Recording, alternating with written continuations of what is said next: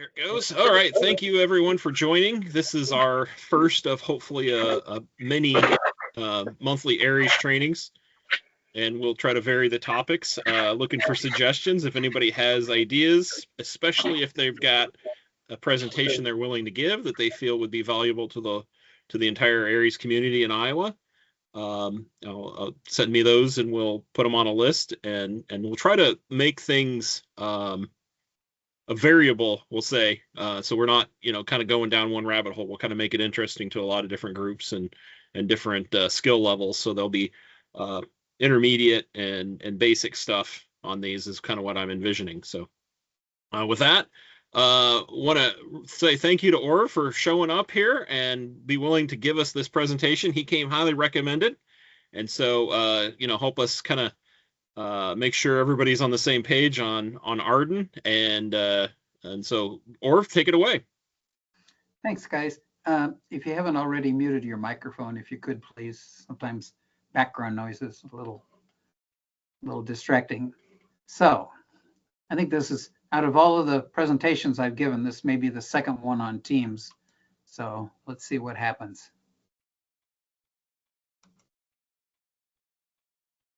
Oh, geez, let's try this.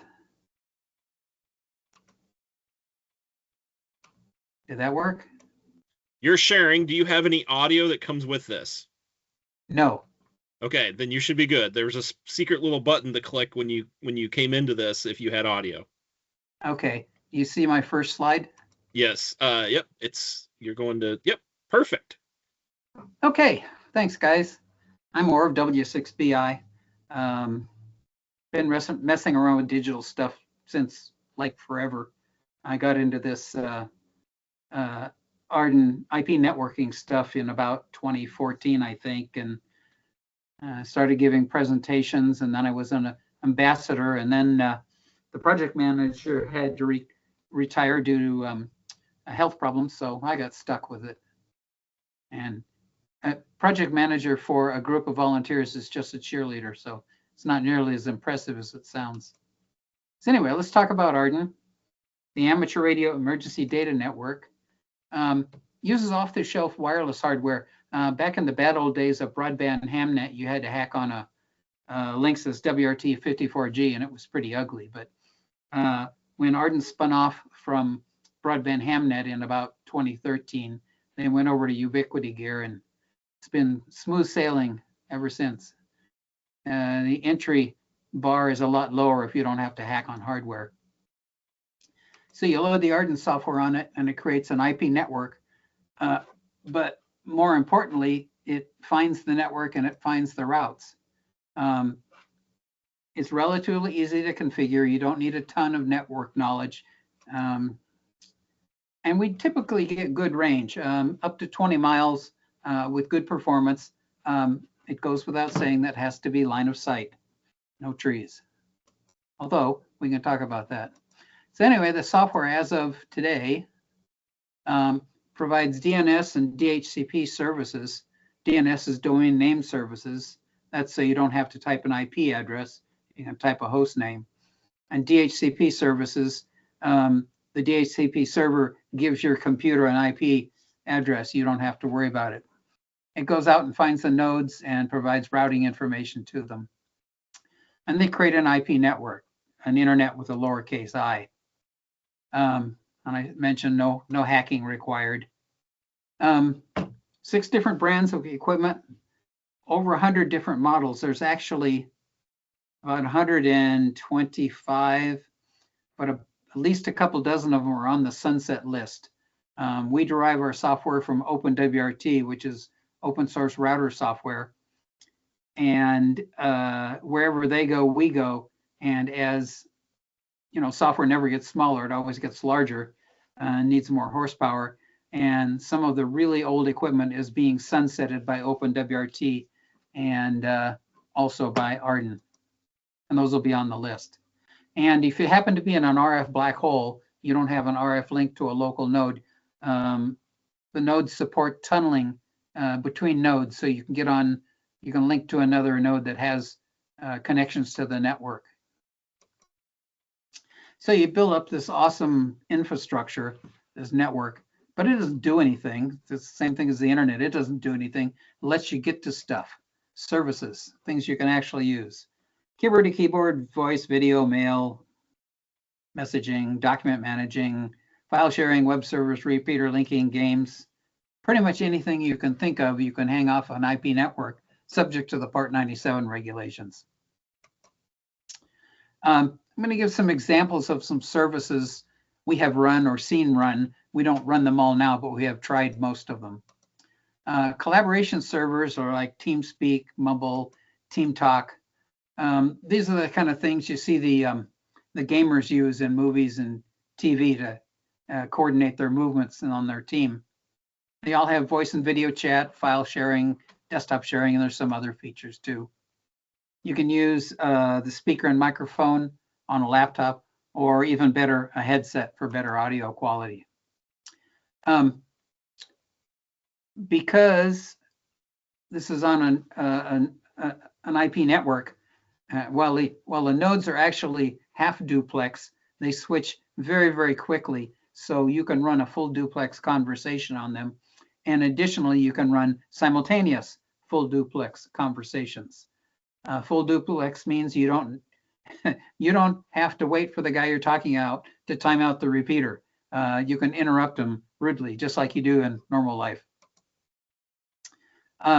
This is not your father's FM repeater. It's not 300 to 3000 hertz. When the codecs can, which is almost always, they will switch up to the highest quality encoding and decoding on the source and destination. That means the audio is excellent. We have a weekly net, voice net on AREDN network. I'll show you that in a minute. But during the net, I can put on a set of headsets, close the doors to the office, put it on Vox, put my feet up on the desk, and have a very, very natural sounding conversation. If communications are good, and they almost always are, it sounds like the person you're talking to is in the same room. This is very helpful for those of us whose hearing isn't quite as good as it used to be. Anyway, here's a screenshot of the user interface. It's pretty busy. On the left is everybody that's logged in. When a person's push to talk is pushed or Vox is enabled, the background behind their call is green. And when they stop talking, it turns to yellow. So you can see that Dave KM6FQ was the last one to talk. On the right, you can see four tabs: chat, video, desktops, and files. This is the chat window. Here's the video window. We don't typically use video during these calls. It doesn't add a lot to a conversation, honestly, unless somebody wants to show something, and they can certainly do that. We do this very occasionally to stress the network and the server. And with these server, at the time this screenshot was taken, it was running on the TeamTalk server was running on a Raspberry Pi 2. And CPU utilization was about 10%, and network utilization was about 10%. These are a maximum 640 by 480, maybe 15 frames per second, and that gives you under a megabit per second, or even less. So the network can handle it easily. And then you got things like communications hubs, things like Slack, Mattermost, and Rocket Chat are two open source Slack wannabes. They'll supply text and pictures. They support multiple channels. They have web server access plus applications for pretty much every OS out there. So this is a screenshot. This goes back a ways. This is a Mattermost application. I think this was Linux. Eric, KG6WXC, runs a Mattermost server, and he and his wife and daughter were out camping in the high desert when the Ridgecrest 7.1 earthquake hit. They were in a tent out on the flat, and they got bounced around a lot, no harm. Next morning, he drove over and took this picture of the surface rupture, where they were repairing some broken pipes. Back then, and still now, we don't have any AREDN coverage in the high desert. However, there is Wi-Fi, wireless access out there. And Eric runs 2 Mattermost servers. One sits out on the internet and the other sits on the AREDN network, and they're linked together. So he took his phone out and sent us this picture with the Mattermost app, and we were able to look at it on our computers on the AREDN network. So it's pretty slick. This is Rocket Chat. I've never run one. I have checked into one occasionally. I guess it's pretty good. I don't have anything else to say about it, but probably pretty equivalent. And they're both open source and both always improving. So it's good to have one on your network. Voice over IP, people associate it with phones, and you can certainly do that. This is my Grandstream phone. If you can see on the screen, it says 1 missed call and a voicemail. This is video, you'd see it blinking. It's connected to, because we use a Grandstream server, voice server, VoIP server, we recommend people use Grandstream phones because it's easier to update their software, but you don't have to. So anyway, this is an older screenshot, but you can see the Grandstream PBX there sitting in the repeater rack. When this photo was taken, it was up on Sulphur Mountain, which is south of Ojai, California. We have about, I don't know, 30 extensions. Most of them are ground level hams, but where we can drop an AREDN network into an EOC or a hospital or something, we will give them an extension and a phone. So cameras. I'll talk about why in Southern California they're near and dear to our heart. Anyway, this is Pismo Beach. Actually, the camera's on Pismo Heights looking south along the coast. This is my hometown, Simi Valley. Have a few PTZ cameras there. And I have them set up to pan. They do what they call patrol. They move to a selected location periodically. And because there's no point in wasting video bandwidth watching a field of grass blow, I have an app that takes a screenshot every few minutes and posts them on a web page.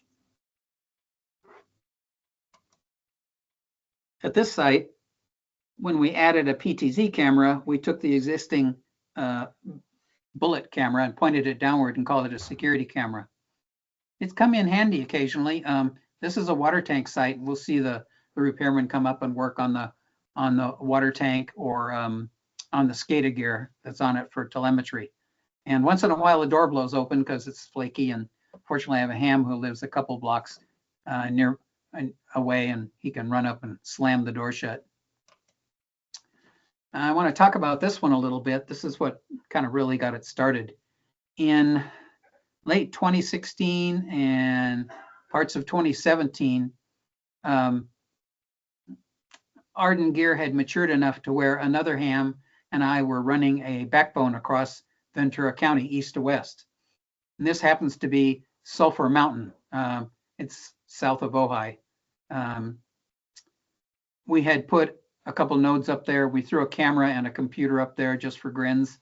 And in September of that year, another ham pinged me with an email and said, hey, here's a link on an article on how to stream webcams to YouTube.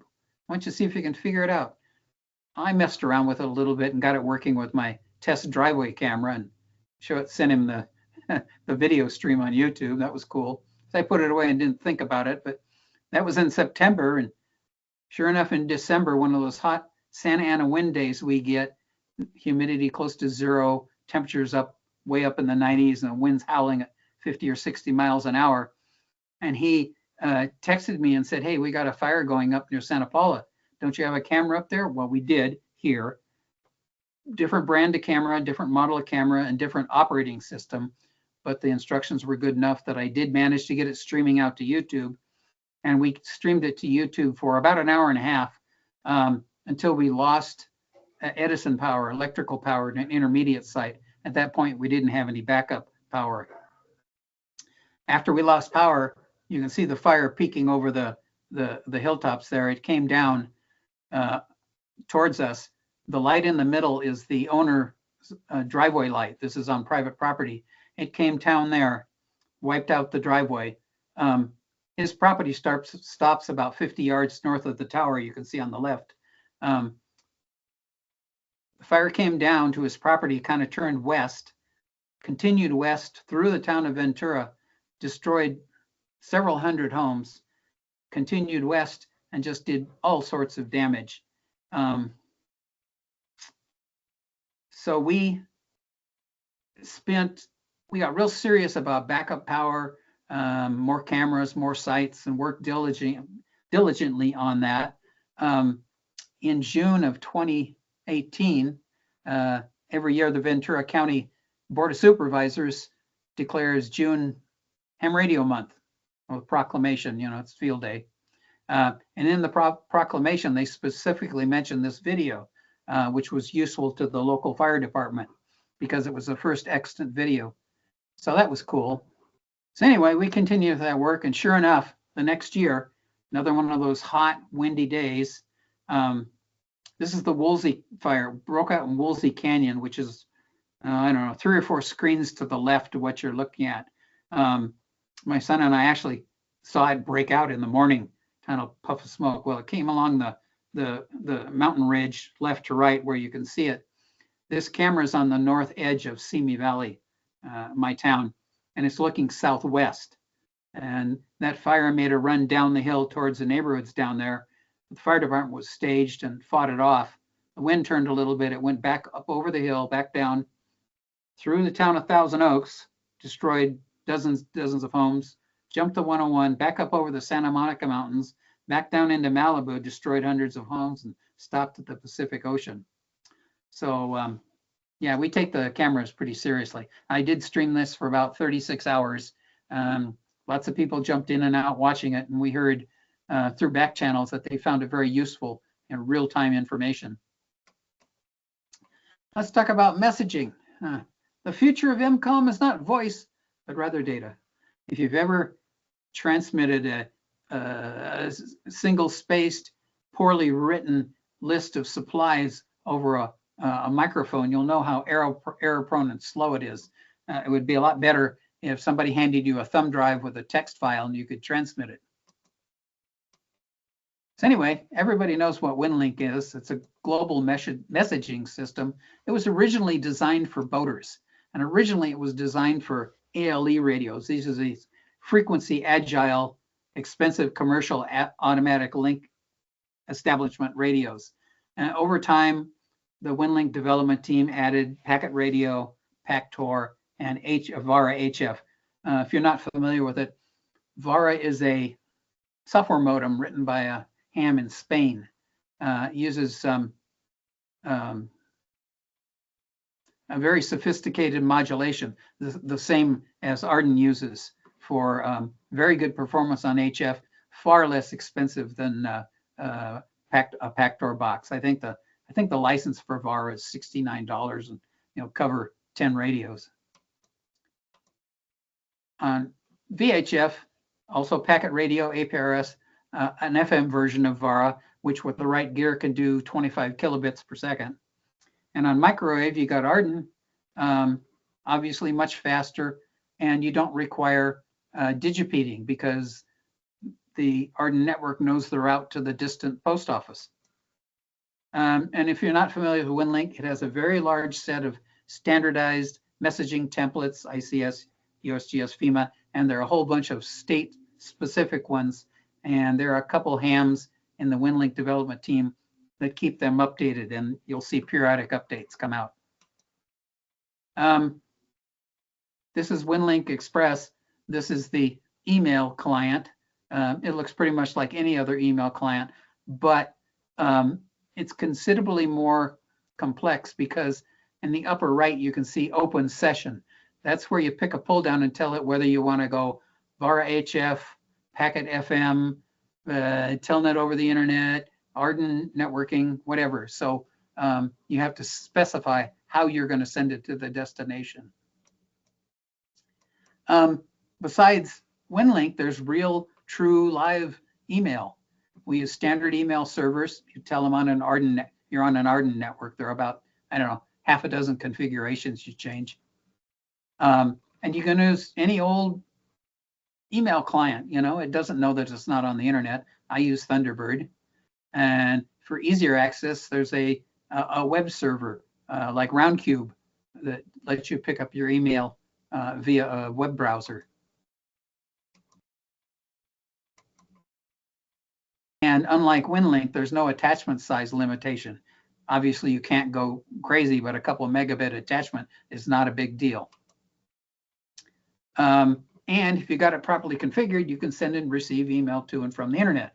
Eric KG6WXC snagged meshmail.org. So if somebody sent email to w6bi.k6pvr-mail, which is our mail server, at meshmail.org, it would wind up on my shack computer coming in over the ham radio network, not the internet. So here's a shot of Thunderbird, you know, big deal. But on the left, you can see I have two accounts, my Gmail account and my K6PVR email account. So Thunderbird works fine. This is Roundcube. This is the web interface. Works very well. There, you can hang anything you want off of this. This is my weather station. I use software called WX. I'm not sure if it's WX or WeWeather. In any case, it's open source, runs on 3 or 4 of the most popular operating systems, and supports hundreds and hundreds of different, not only weather stations, but weather sensors, specific weather sensors. Highly recommended. It's open source. And you can see this was January 5th, and we did get a bit of rain that week. Dave, AI6VX in Ventura, has a homebrew seismometer. Seismometers are of great interest on the West Coast, as you can imagine. And it's nice. He formerly only had it on the internet, but I've talked him into also mirroring out on our AREDN network. And if the internet's down and you feel a shaker, I can go over there, assuming the AREDN net stays up, and see how bad it was. It doesn't tell you where it's at, but still kind of fun to have. And it's not all about MCOM. We've spun up a Scrabble server and played a few games. BZ Flag is a tank game. You go around shooting people up. Works surprisingly well. And after the net, occasionally we play a few hands of Texas Hold'em.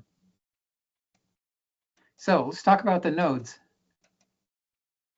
The hardware we use typically is 600 milliwatts or less, and mostly line of sight, and I'll talk about that in more detail. So because they're line of sight and low power, they usually communicate via a hilltop radio site. If you had a handy talkie, you'd be talking to a repeater. If you had an AREDN node, you'd be talking to a node on top of the hill to get line of sight. And if your node hears multiple nodes, it will always choose the best route due to the routing algorithm, which is why, that's one of the reasons why we recommend directional antennas. You might as well put all of your RF energy in the direction that's going to be used. Okay, this is an eye chart, and I'm not going to dwell on it. This is the current AREDN user interface. It lets you configure all sorts of stuff. It's gotten more complex over the last couple of years, but that's because it's exposed a lot more features you can use.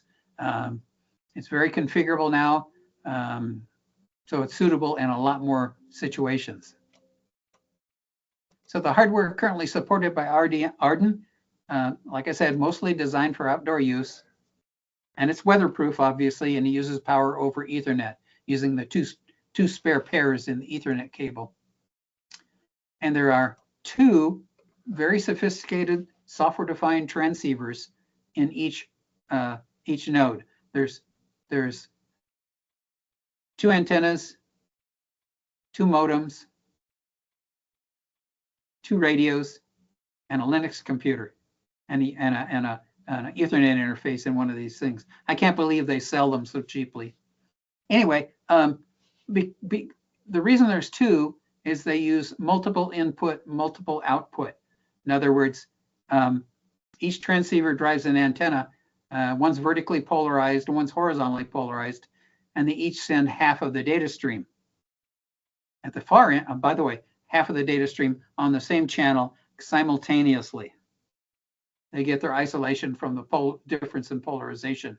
The far end, the two antennas recover it, and the software recombines those two streams. It's magic. Like I said, almost all of them have built-in gain antennas. And we started supporting 802.11ac about 2 years ago, substantially better than the legacy 802.11.n gear. So highly recommended. If you happen to be in an HOA, hope it's not lost. You can put a MikroTik light dish feed at the feed point of any satellite antenna and get yourself 22 to 25 dB gain. And even better, your neighbors will never notice that it's not pointed at a synchronous satellite. So for short haul, this is a MikroTik 16 dBi thing. This is about, I don't know, 7 inches on a side. And if you're contemplating one of these, just be advised what you get when you buy it is what's down on the left. You get to strap it with a hose clamp on a mast. I recommend getting one or two of these, one or the other of these mast mounts. So on the left, we got a Ubiquity Nano Beam, 19 dBi gain. And on the right, a Ubiquity Light Beam with 23 dBi gain. I really like those light beams. They're cheap, they're rugged, and they're fast. If you really want to reach out and smack someone, you get something with more gain. On the left, you got a Power Beam AC500.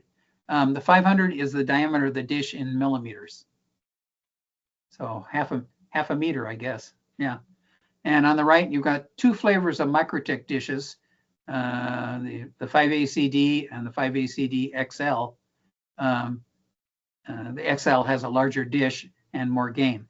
The guys who are retrofitting AREDN into their Go boxes, or more popularly now, building a dedicated digital Go box, like the MikroTik, because it's lighter and has less wind resistance because of the lack of a solid dish in the back. It's just a metal grid. This has been newly added in the last 6 months.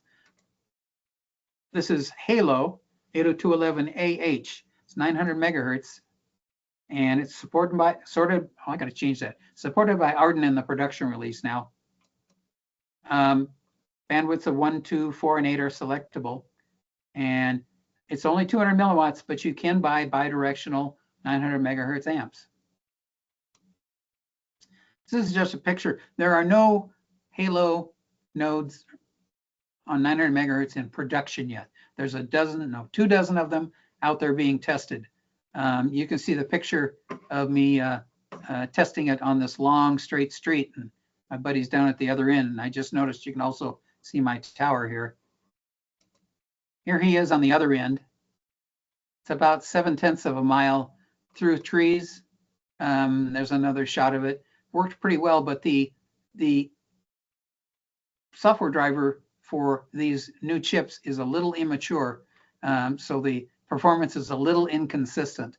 We're waiting for the next version to come out, supposedly this month or next month, and we'll retest. But if you have a short haul, 1 or 2 miles with a few trees in between, but you need to get the link done, this you might want to consider this. And you'll notice they're horizontally polarized, because all of the mesh-tastic stuff and everything else on 900 megahertz is vertically polarized. So you get a lot of isolation that way. So because the AREDN gear runs on the 10.0.00 network, IP network, and has to stay there, it doesn't integrate well with your home network, which is typically 192.168 dot something.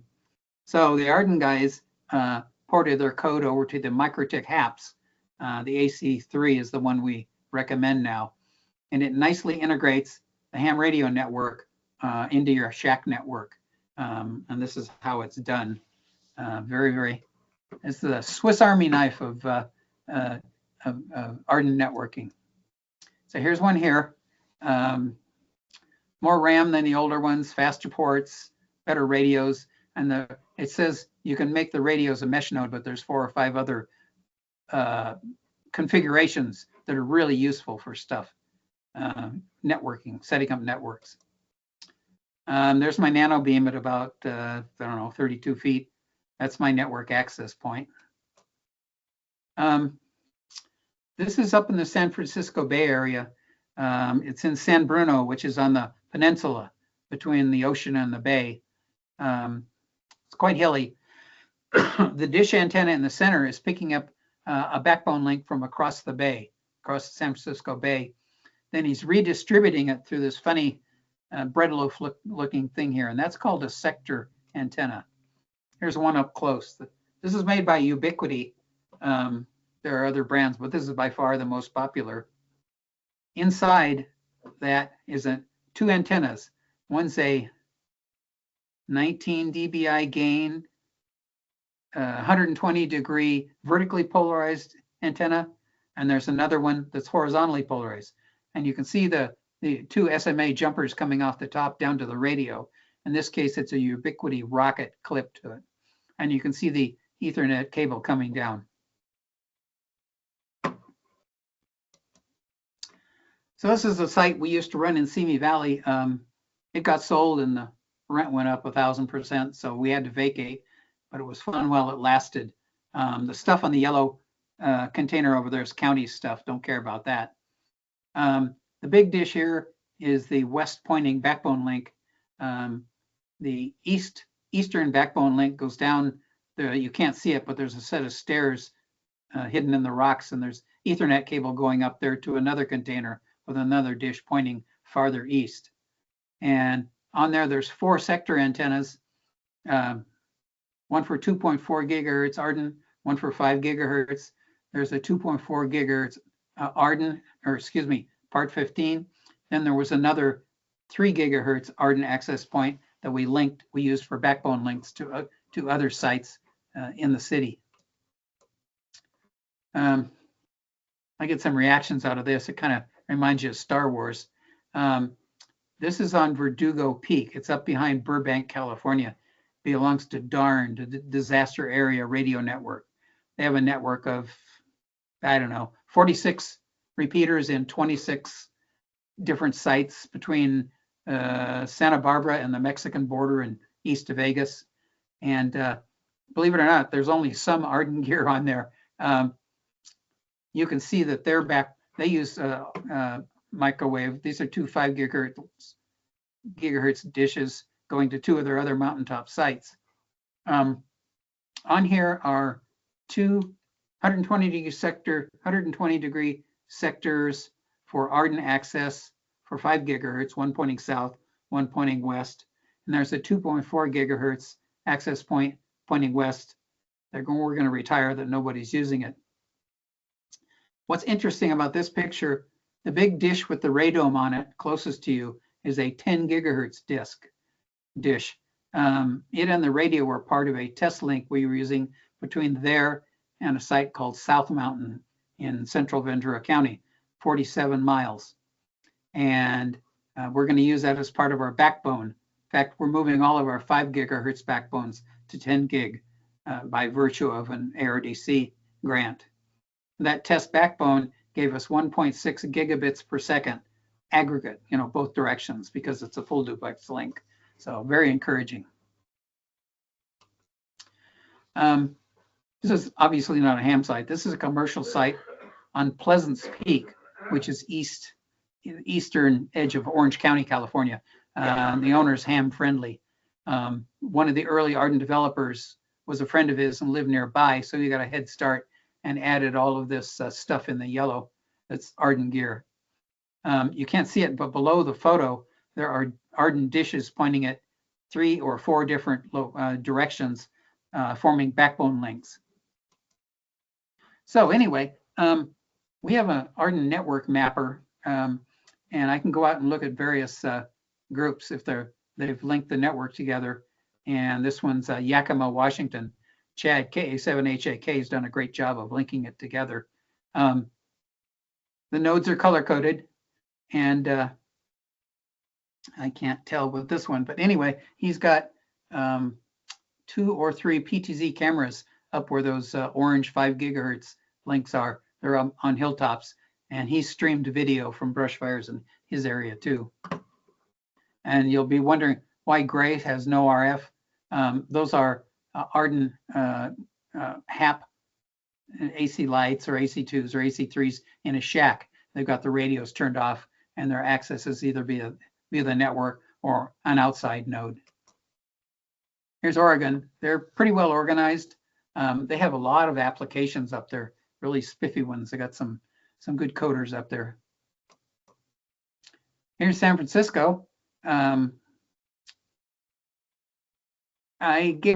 wasn't much going on up there, but I gave a presentation at PacificCon in 2019, and I got mobbed in the hallway afterwards. And their group, back then it was SFWEM, San Francisco Wireless Emergency something or other, measurements, metrics, mesh, I guess. Anyway, they were handing out a bunch of used nodes they had pre-configured, so people threw them up with no rhyme or reason.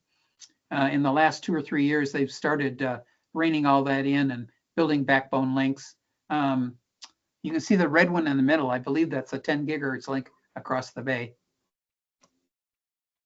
Here's Southern California. We kind of got an early start because a couple of the developers lived in Southern California.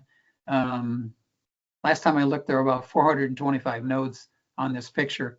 Most of them are ground level, but a lot of them are hilltop relay points. And this is the network map, excuse me, for the United States. It goes all over the US. There is a special type of node called a supernode, and all they do is link together to tie disparate islands of AREDN activity together. Obviously, you wouldn't want to use them for emergency communications, but it's fun to see what other hams are doing with AREDN. I think there are 2,400 nodes on the network now. Now here's Iowa, a little sparse. Now, there may be some more nodes out here, but they're not shown because the mapper doesn't have access to them.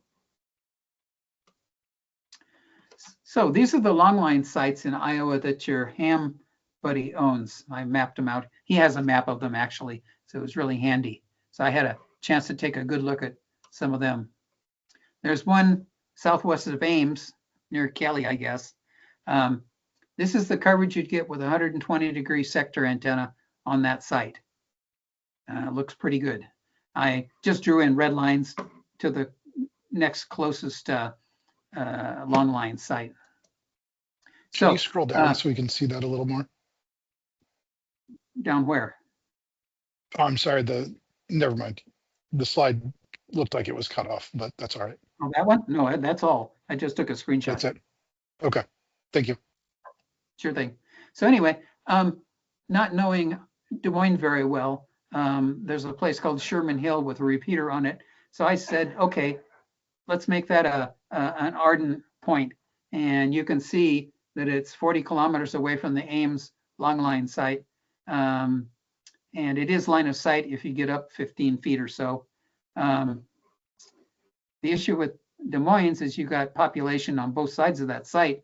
So what I did, I called out 220-degree sector antennas. I didn't get the colors far enough apart, but you get the idea.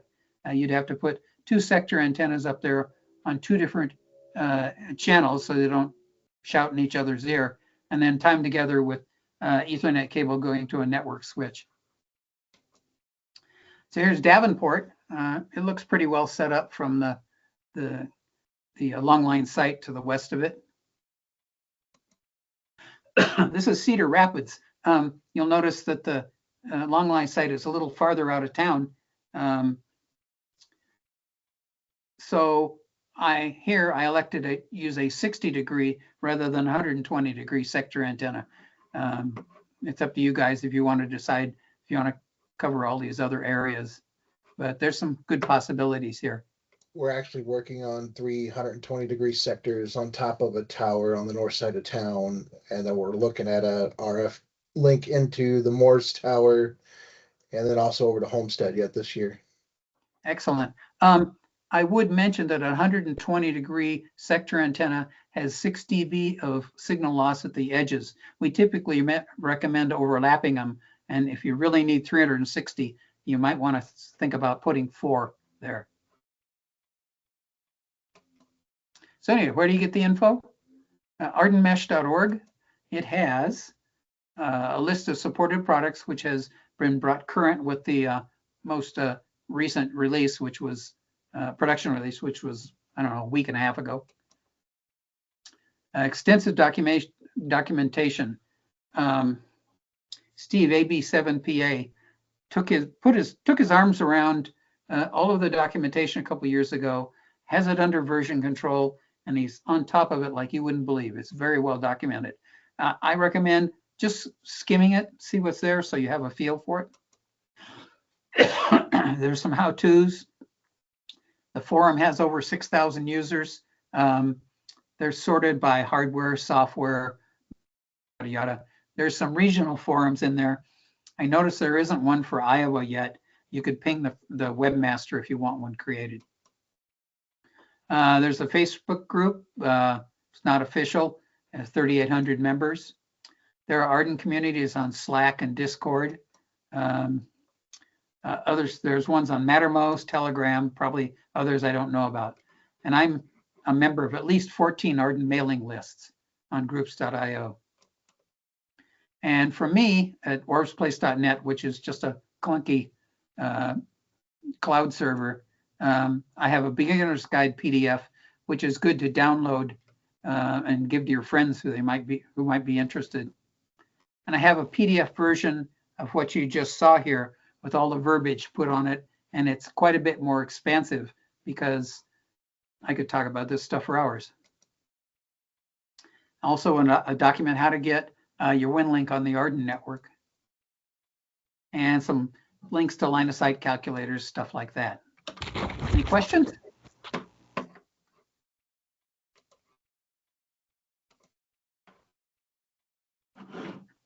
It's a lot to absorb, I know. I'll kick off. So you guys are lucky you have mountains. Yes. We're slightly lucky we could find a few towers, maybe. Yes. Curious how much you guys do with deployable kits to kind of stand up a network where there may not be anything, or even if you're lucky enough to point it at a mountain. Kind of talk about what you do for deployables. Well, I'm not linked into ACS or ARES real closely, but a lot of them have equipped digital go boxes with tripods and nodes and an AREDN HAP AC light and a VoIP phone and stuff like that. We also scored a 60-foot crank-up tower trailer, and we've put antennas on top of that, and we'll have a generator with that. Like you said, we're lucky. We're lucky we have mountains. We're unlucky because they're made by earthquakes. So yeah, I told the guys they need to remember the whole porta-peter thing. You can do the equivalent with a tripod, weighted tripod, and a battery at the bottom, and a couple nodes on a mast. Have, if it's a real emergency, have somebody drop it on a top of a water tower, or in our case, on top of a mountain. A fire stop or fire break or something. There was a question in the. Are you done with that answer? Go ahead. Somebody asked what software you were using for the area covered by the antenna. What was that software that you showed those screenshots? There are all sorts of them out there. I use one called heywhatsthat.com. Well, heywhatsthat.com is the paid version, free version. There's, let me see what it is. Hang on. heywhatsthatwisp.com. That's the paid version, and you can put in various types of antennas and heights and stuff like that, and their latitude and longitude, and it will place them on the map and tell you what the coverage would be. Now, that being said, it doesn't know about vegetation and it doesn't know about tall buildings. So it's guidelines only. But it is useful. John's got his hand up. Go ahead, John. Yeah, hey, in your presentation, you had an example of long line sites and mentioned something about somebody was building out long lines across Iowa. Does anybody have more detail on that as to what's going on there? If you look at my background image, you can see a proposal I had to link all of these towers. Rob Knoll owns Heritage Towers, and he's generously donated rooftop space for adding AREDN dishes. So he owns and has access to all those sites? Right? He'll give us keys. We can go up and maintain them ourselves. The towers are nice in that they have a room below the roof, so you can keep your equipment out of the wind and snow and lightning. And just the exposed dishes is all are at risk. Tell them about the horns, Bob. A lot of the towers still have their horns, but trying to figure out a good way to couple to them. They've got a 2.8 inch diameter waveguide. And they were put up there long before MIMO, their single polarization. I don't know how you could adapt a vertical polarization, radio to that. Are you Honestly, sure about that? What I've read about the antennas are they are dual polarization, and then of course they had dual horns for extra redundancy. If you can make it work, more power to you. And while I'm talking about, those would be point-to-point links.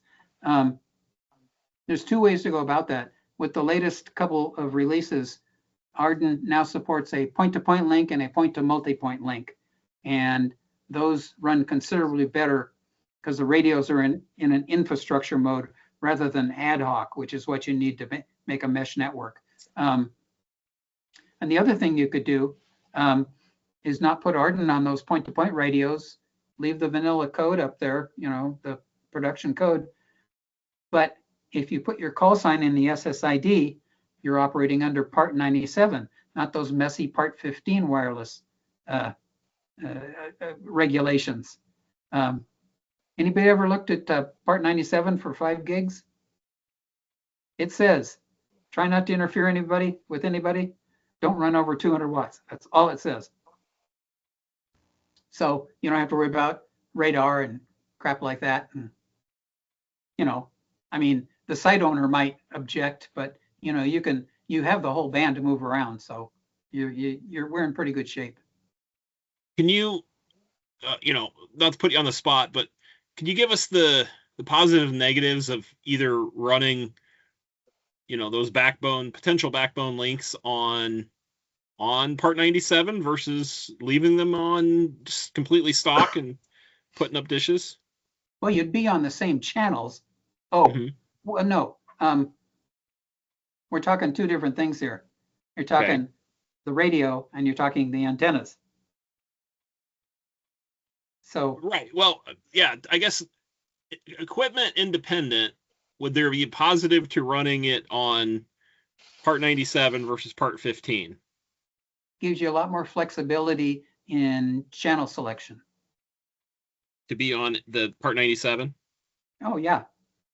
You could use, 146 to 185 or something like that.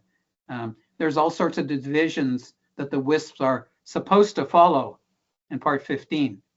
The AREDN webpage, the landing page, shows the various bands. And if you pick the 5 gigahertz, it'll outline what they can't do. Or just Google it, Sure.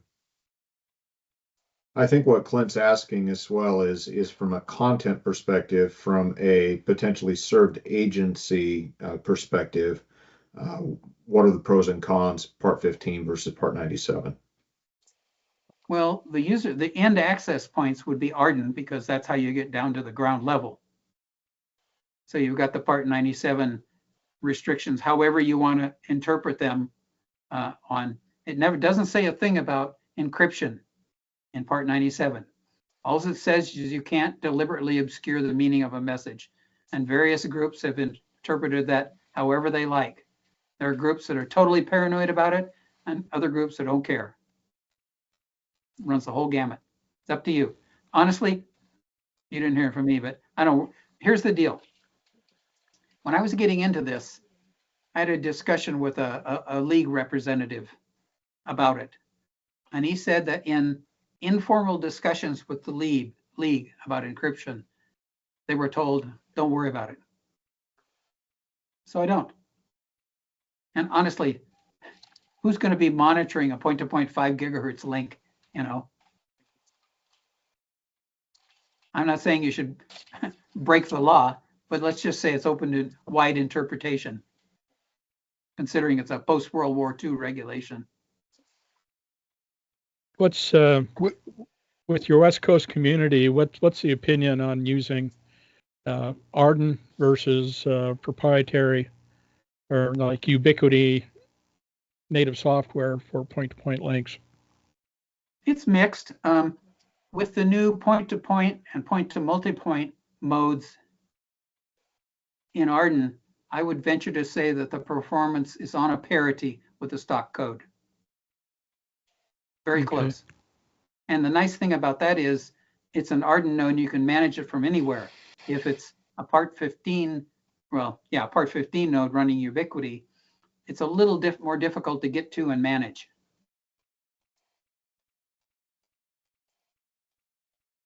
Or Since this is basically an IP network that you're building out, it looks like a number of sites have this connected to various jump servers or ports open to the broader internet to connect them broader.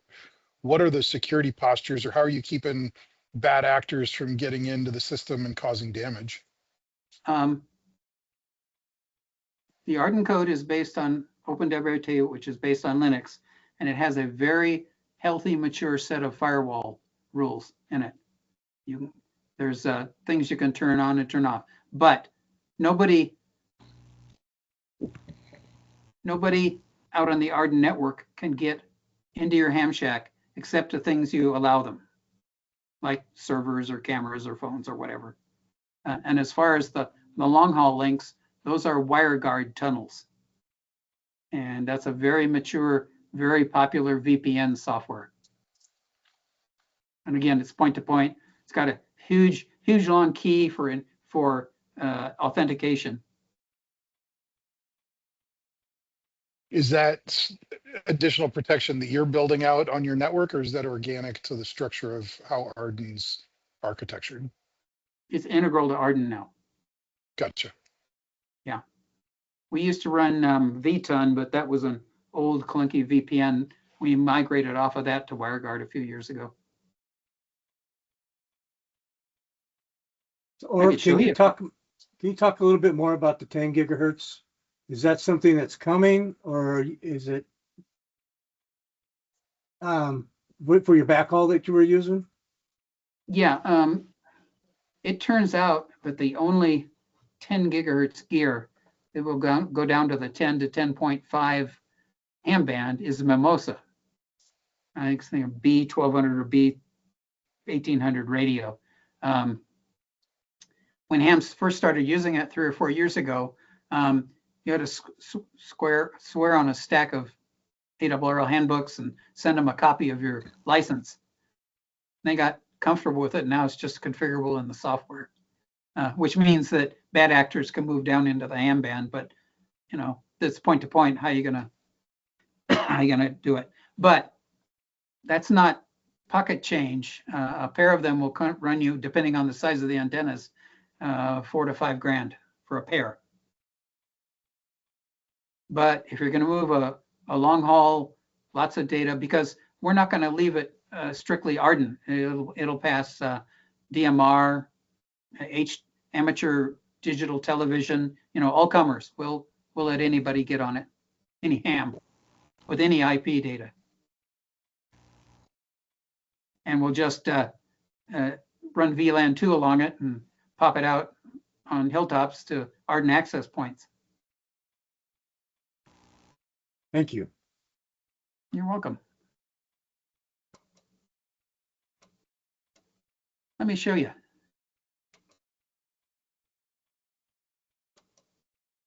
Let me see here. Can you see that? Yep.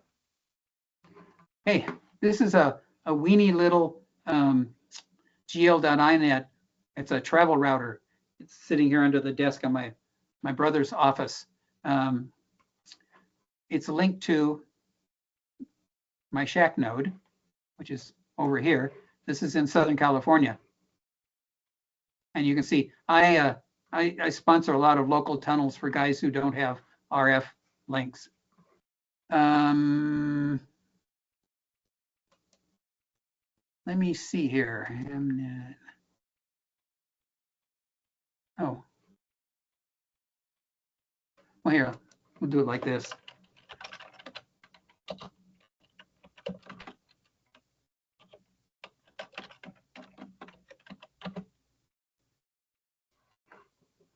Yeah, this is I gather up all of these screenshots and I put them on a server on the mesh network, but I also mirror them out to my cloud server.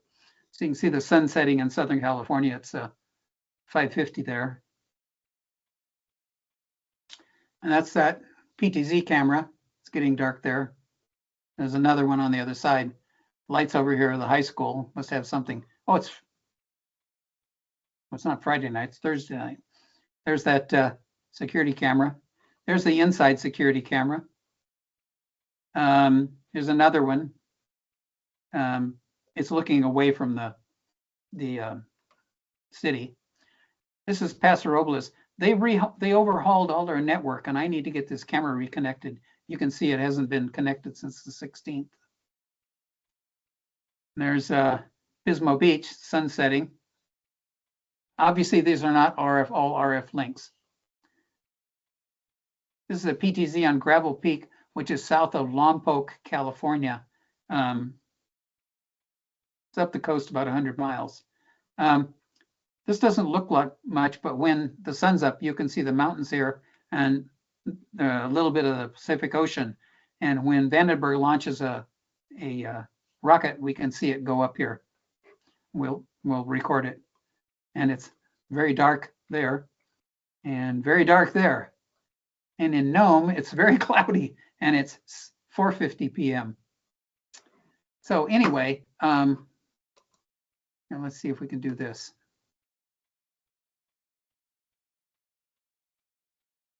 Oh, let's see. Yeah, we can try this one.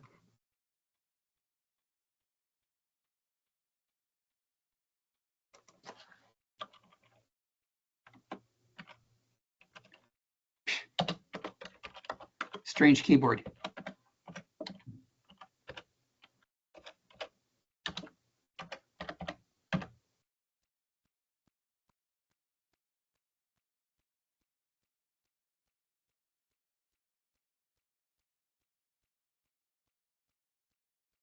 Yeah, there you go.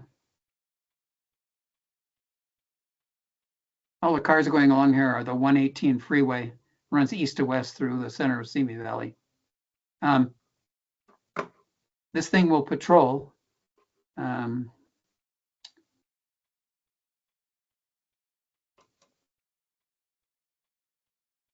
and there you see the freeway coming in from the west.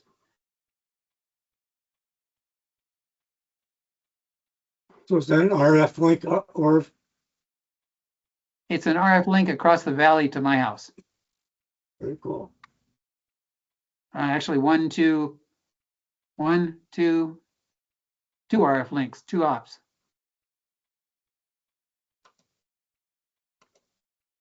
Other stuff we have. Oh gosh, let me see here.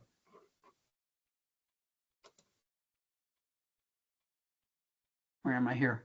Oh, here we go.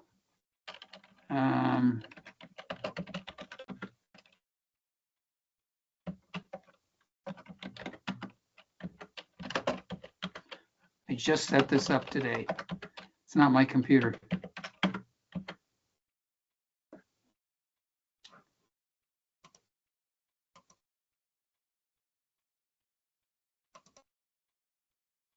Okay, so this is our Team Talk server. Let me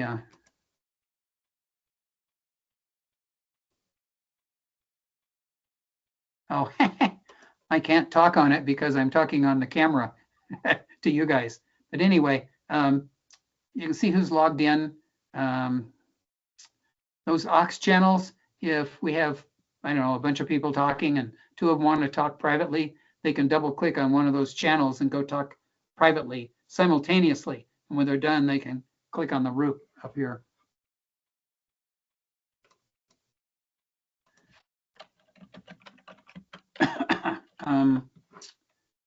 Like I said, I haven't, I don't know if this will work or not. Oh.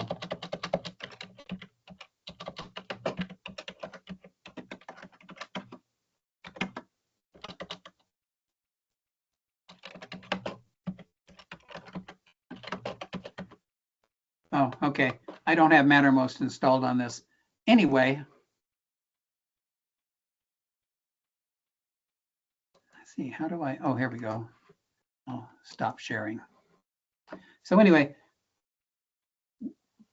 whatever IP application you think would serve your user community can be put on this.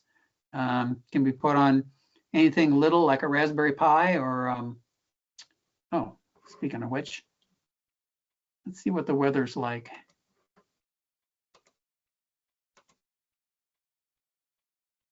Put this back here.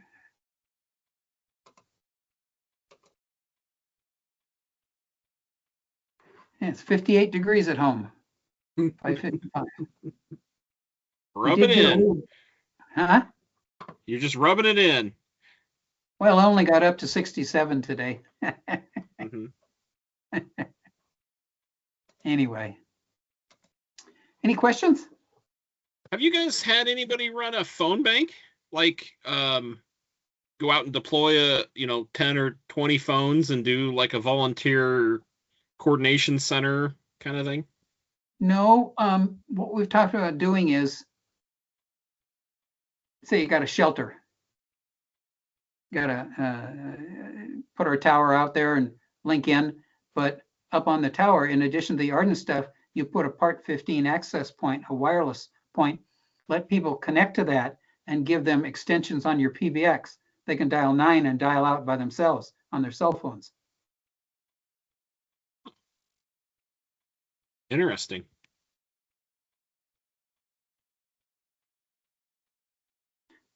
We could certainly put out a number of phones, but it seems like since everybody brings their own phone, Right. just some junker wireless access point, just throw it on the trailer and, hook it up. Gets an IP address from the AREDN network and you tell them where their PBX is and maybe preset some given extensions. I don't manage that too well. Too many other things to do.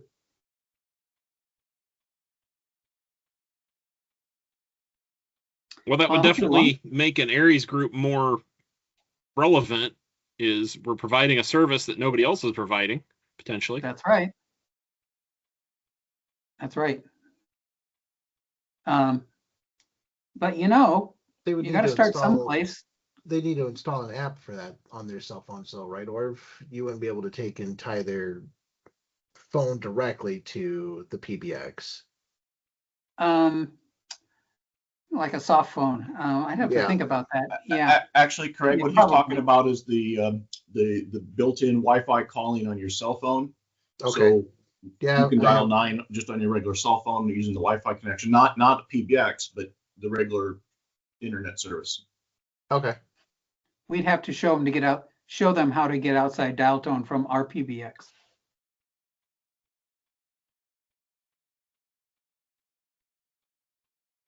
And Clint, we've deployed phones in the EOC and the local hospital here in Cedar Rapids, and plan on further deployments on a PBX.